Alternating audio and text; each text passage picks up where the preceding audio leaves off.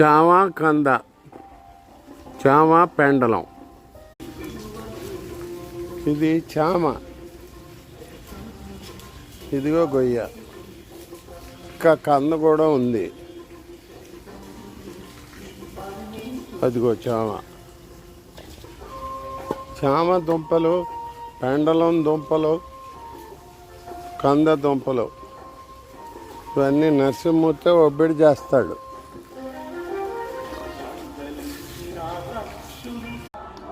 ఇందు మీద ఉన్నది చామ, అదంతా చామ.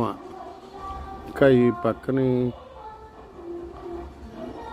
ఇదంతా చామ.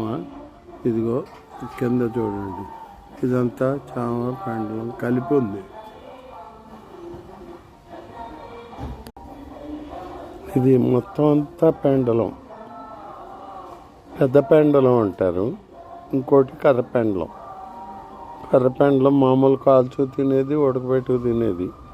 ఈ పెండలాన్ని ఉప్మా చేసుకోవడం కానీ, ఉప్మా కూర అలా చేసుకోవడం కానీ, లేకపోతే వేపుడు కానీ, లేకపోతే ముద్దకూర కానీ రకరకాలుగా వండుకుంటారు. ఇది హై కార్బోహైడ్రేట్, ఎక్కువ పిండి పదార్థం.